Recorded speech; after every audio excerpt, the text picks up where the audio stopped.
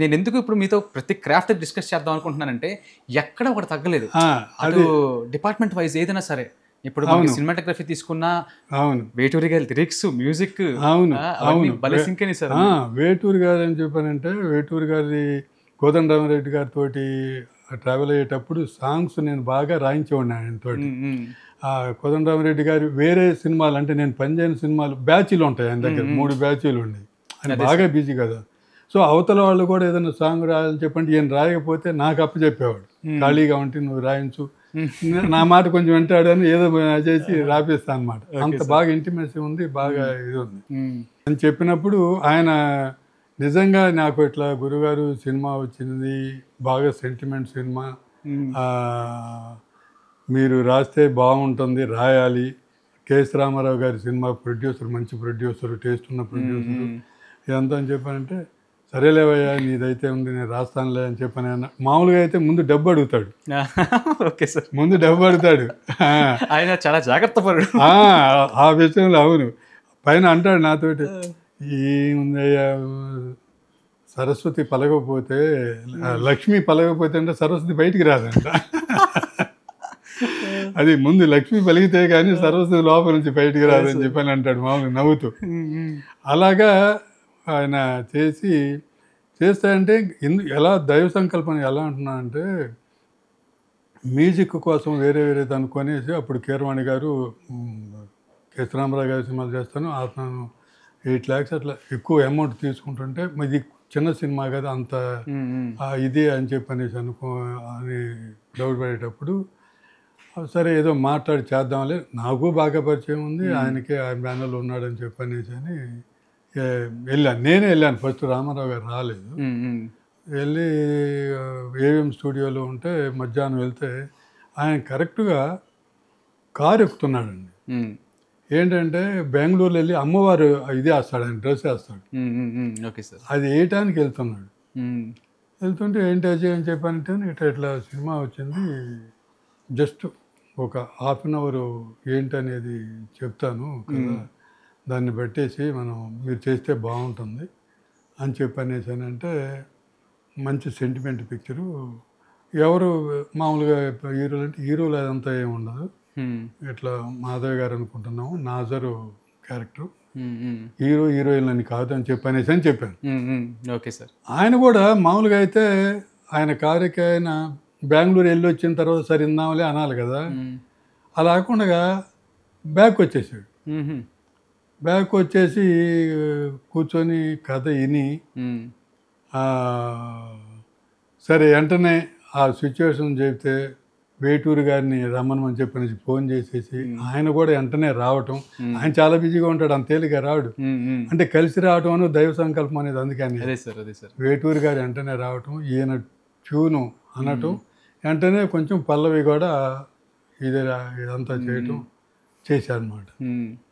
చేసి ఆయన బెంగళూరు వెళ్ళిపోయారు. తీసుకొని ఆ రోజు వెళ్ళిపోయి చేసి ఆయన మాల వేసుకొని వచ్చిన తర్వాత వేరే పెద్ద పిక్చర్ ఒకటి రికార్డింగ్ ఫిక్స్ చేసుకున్నాడు ఆల్రెడీ. బాగా బిజీ ఉన్నాడు కదా. అలాంటిది అక్కడికి వెళ్ళిన తర్వాత ఏమనుకున్నాడు, మాల వేసుకున్న తర్వాత ఫస్ట్ సాంగ్ నాకు ఈ సినిమాలో అది రికార్డ్ చేయాలని ఉంది అని చెప్పనేసి నాకు అక్కడి నుంచి కవర్ చేసేసి మిగిలిన చరణం కూడా అంతా రాయించు అని చెప్పనేసి అని చెప్పి ఫోన్ చేసేసి ఆయన మాల వేసుకొని వచ్చిన తర్వాత ఫస్ట్ రికార్డ్ చేసిన సాంగ్ ఇదే. మాతృదేవులది వేణువై వచ్చాను చేసి. ఓకే, ఫస్ట్ అదే సార్. సార్ అదేంటంటే కరెక్ట్గా వింటే మీరు స్టోరీ అంతా ఫస్ట్ సాంగ్ అని చెప్పేసారు. అవును అవును. అసలు వేణువై వచ్చాను భువనానికి, గాలినైపోతాను గాలినానికి అనే దాంట్లో ఎంత మామూలుగా అంటే ఎవరికి అర్థం కాదు, ఏది వేణువు అంటున్నారు ఇదని చెప్పనేసి అని ఇది. కానీ ఆయన ఎంత డెప్త్గా ఆలోచించాడంటే, మామూలుగా మనిషి వచ్చేది పుట్టుక అనేది ఒక మనిషి రూపంలో ఉంటుంది, అంతే కదా, మనిషి రూపంలో ఉంటుంది.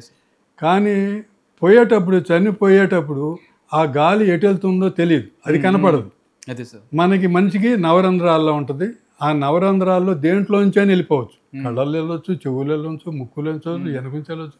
ప్రాణం అనేది ఏ ఓల్లో నుంచి వెళ్ళిపోవచ్చు నవరంధ్రాల్లో. సో అందుకని కనపడేది ఫ్లూట్, భూమికి వచ్చాననేది వేణువు వచ్చాననేది వేణువు అనేది కనపడుతుంది. అవును. గాలినైపోతాను కానీ అది కనపడదు. ఈ హోల్స్లోంచి 9 హోల్స్, వాటికి కూడా 9 హోల్స్ ఉంటాయి అదే సార్ ఫ్లూట్కి, దాంట్లోంచి వెళ్ళిపోతుంది. అంత అసలు అసలు ఆమె క్యారెక్టర్ కూడా ఆ ఎగ్జాంపుల్ అనిపించింది.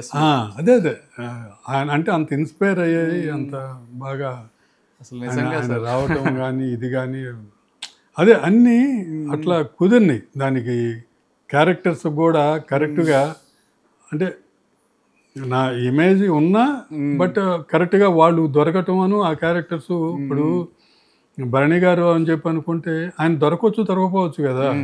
సో అది అనుకున్న వాళ్ళు కరెక్ట్గా దొరకటం, వాళ్ళందరికీ కరెక్ట్గా.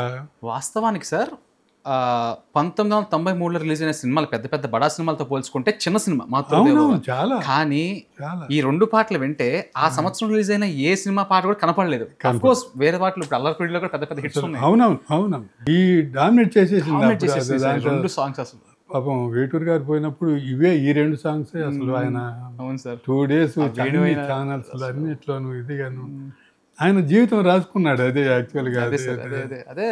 అయితే ఇప్పుడు మీరు అన్నారు 2 సాంగ్స్ కరెక్ట్ అయ్యి బాగా పాపులర్ అయింది. దాంట్లో ఇంకో సాంగ్ ఉంది నాకు ఇష్టమైన సాంగ్ కూడా. ఆ అమ్మాయికి అంతా ఇదైపోయి చనిపోతాడు ఇదంతా అని చెప్పి అనుకున్నప్పుడు, చనిపోయిన తర్వాత కన్సోల్ చేస్తూ భర్త ఆ అమ్మాయికి క్యాన్సరు, నేను ఎట్లాగా నువ్వేమో అట్లా తాగుబోతూ అయిపోయావు ఇదని చెప్పి అనేసి అని కన్సోల్ చేసేటప్పుడు ఒక సాంగ్ ఉంటుంది. ఏంటంటే ఆ అమ్మాయి ఏడుస్తూ ఉంటుంది అన్నమాట. కన్నీటికి కలువలు పూసేనా, కాలానికి ఋతువులు మారేనా. నువ్వు ఎంత ఏడ్చినా కూడా ఏం చేసినా కూడా ఇప్పుడు బాధలు వచ్చినాయి, నీ క్యాన్సర్ ఉంది చనిపోతున్నావు, నీ పిల్లలు ఉన్నారు, ఇదంతా ఉంది. సో అది ఓదారుస్తూ బ్యాక్గ్రౌండ్ సాంగ్ లాగా వస్తుంది అనమాట వాళ్ళ మధ్య. అది కానీ నువ్వు ఎంత ఏడ్చినా కూడా కన్నీటికి కలువలు పువ్వులు పోయి నీళ్ళు, అవి పనికిరాని నీళ్ళే, ఎంత ఏడ్చినా కూడా అవి పనికిరావు. అట్లాగే ఎంత నువ్వు బాధపడ్డా కూడా కాలానికి ఋతువులు మారు, మబ్బులెంతగా కురిసినా ఆకాశం తడిసేనా, నువ్వు ఎంత ఏడ్చినా తల్లి అది పేటు మారదు, అది ఉన్నది. సో మా వర్షాలు కిందకే వస్తాయి కానీ పైన మబ్బు ఆకాశాన్ని తాకలేవు కదా.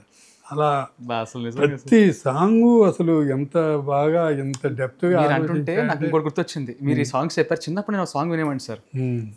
ఈ మధ్య మనం అనుకున్న 2 సాంగ్స్ ఎక్కువ వింటా కానీ అవునవును సంసారం మీద ఒక సాంగ్ ఉంటుంది, వాళ్ళు హ్యాపీగా కలిసి అది హ్యాపీ. అవును పిల్లల తీరిపోయింది. అవును ఎలాగంటే అదే ఇందాక చెప్పిన కన్నీటికి కలువలు పూసి ఆ సాంగ్ రాసేటప్పుడు నాకు బ్యాక్గ్రౌండ్లో 7 రంగులు కావాలి జీవితాన్ని కలర్ఫుల్గా చెప్పడం కోసం లిరిక్ ఉంటే దానికి ఎలా ఏది నేను వాడి చోటాన్ని అడగటం, ఏదన్నా గ్లాస్ మీద వేద్దామా కలర్స్ లాగా ఎట్లా చెప్పి అనుకునేటప్పుడు చూద్దామని చెప్పనేసి అని ఏదో చేద్దాంలే అని చెప్పి అన్న షూటింగ్. మేము ఆ షూటింగ్కి వెళ్ళినప్పుడు ఆ సాంగ్ చేసేటప్పుడు కరెక్ట్గా కొంచెం వర్షం పడి ఇంద్రధనుస్ ఒరిజినల్గా వచ్చింది. అది అసలు వండర్ అనమాట. అది నేను అనేది కొన్ని అట్లాగా ఆ సినిమాకి